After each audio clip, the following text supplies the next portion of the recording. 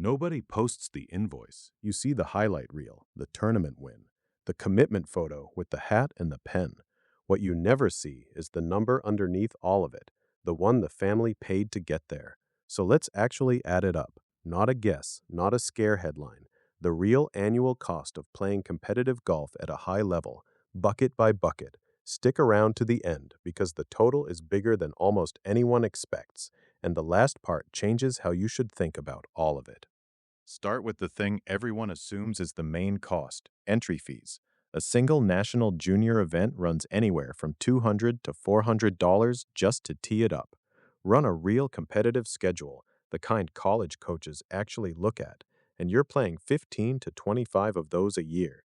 Entry fees alone land somewhere between $3,000 and $6,000 annually.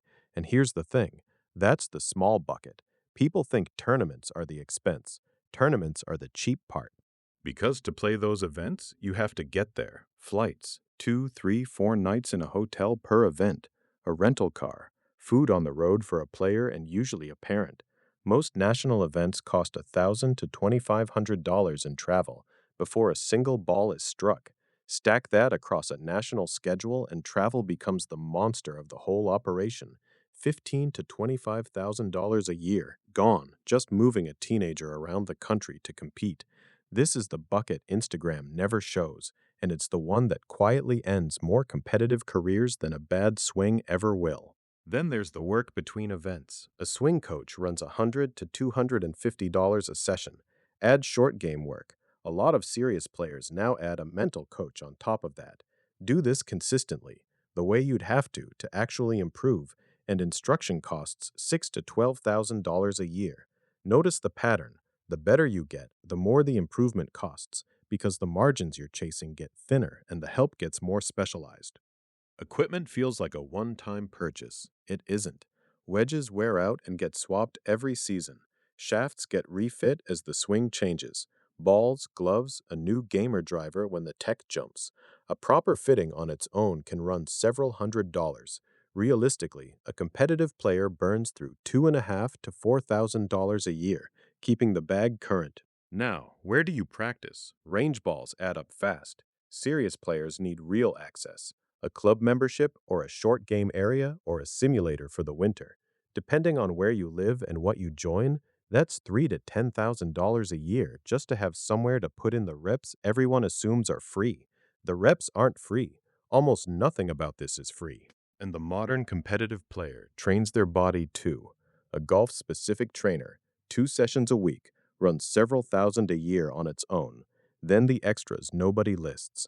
Launch monitor data, stats software, apparel, video. Call it another $2,000 to $5,000 once it's all counted.